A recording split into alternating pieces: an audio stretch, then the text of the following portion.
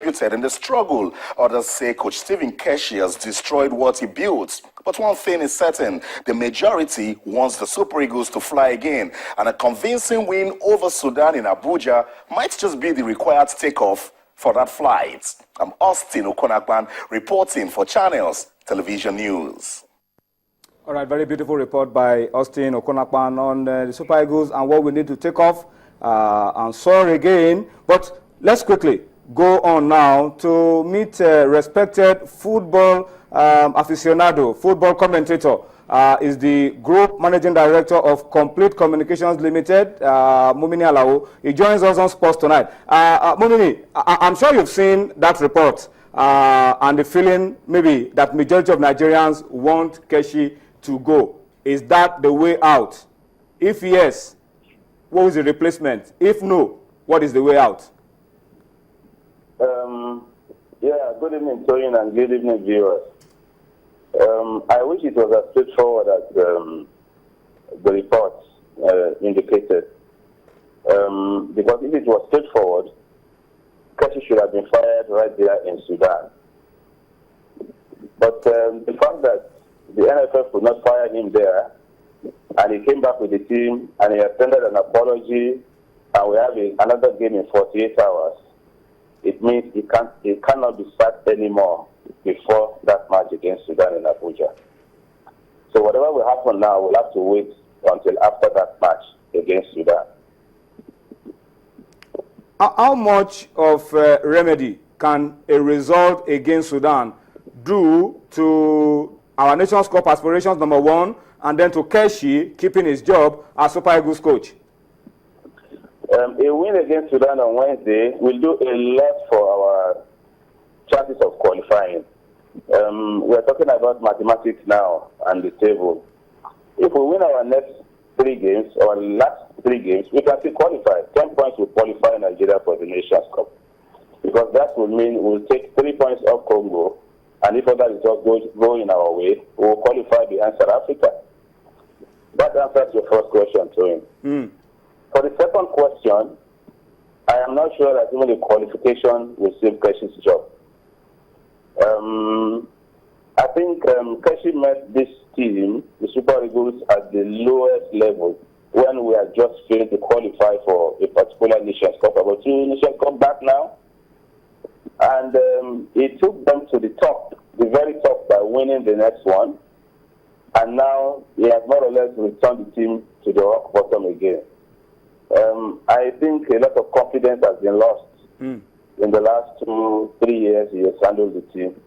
And from where I sit now, it's going to be difficult for him to keep on to that job under the new dispensation of the NFF. Mumini, let us look very critically at the Nigerian team and this present situation. Why would you be a hero in 2015 and in 2013, and then just a few months down the line, you are almost becoming a zero? What could be responsible for this? And I mean, I also remember Bonfrey in 2000 led us to the final of the Nations Cup. Just a few months after that, he wasn't able to put the team together. He lost the dressing room and he had to be fired. What is responsible for this up, down that we have all the time with the Super Eagles? We are up tomorrow, the next day we are down. It's not a Super Eagles problem, Toyin. It's football. Germany, they were world champions a few months ago, and just last week they lost by 2-0 to Poland that didn't even qualify for the World Cup. Brazil, they lost by 7-1, thereabouts, to Germany a few months ago at the World Cup, and just last week they beat Argentina. Argentina got to the final of the World Cup. Brazil took them. So that's football for you. Today, everything is fine. The next day, everything could go wrong for you. But I think in the case of the Super Eagles, specifically, I would say that Keshi took his eye off the ball. By that, I mean he built the team, and then systematically, with his own hands, it seems to have also torn the team apart. It took so long to build that team. And I think some of the players that he has dropped along the line, he should have kept them. You know, and that team would still have been stronger than what we saw. That's number one. Number two, he has failed to solve a particular problem in the team, which is that of the creative midfield. If you look at the World Cup, we didn't have a bad defense, and we also didn't have a bad defensive midfield. Ogenyi Onazi and Mikel Obi in Africa, they will be some of the best defensive midfielders. But we didn't have creativity in the midfield. And that's why somebody like Emenike, who was scoring so well for us as the last Nations Cup, in the last how many matches now, he's not been able to score because the balls have not been coming. So I think Keshi has not been able to find a solution to that area. So those are the two reasons I would say he has brought the team back to where we are now. One, he didn't keep many of the players that he discovered and took to the top with that team. He has stopped them, Sunday Mba and the likes of them. And then again, he couldn't find a solution to that creative midfield. You could see, against Sudan, the Eagles, they had to be pumping the ball from defense because there was nobody to give the ball to give the final pass to the strikers. That was the problem we had throughout the World Cup, and that problem persists. So in my opinion, these are the problems that Keshi, the first one he created, the second one he couldn't solve. Well, before I allow you to go, let me put you on the spot. Let's assume that you are the president of the Nigerian Football Federation, or maybe somebody that can influence some decisions. Who would you be going for? Domestic coach, Nigerian coach, or you look abroad? What options would you go for? Let me put it this way, Tony. I will think that the level that Nigerian football has reached now, it's either we have our top former players handling the national team, Samson Siasia, Stephen Keshi, Austin Iguaboy, Sunday Olise, and the rest of them. I will either go for them or go for a foreign coach. This will be my way if I was the NFF chairman. Well, thank you so much. Mumini Alao, Group Managing Director, Complete Communications Limited, publishers of Complete Sports, easily one of the biggest sports daily that we have in Nigeria, giving us his own opinion about the situation of the Super Eagles. Well, Yemi, I don't know. How would you react to all that Mumini has talked about?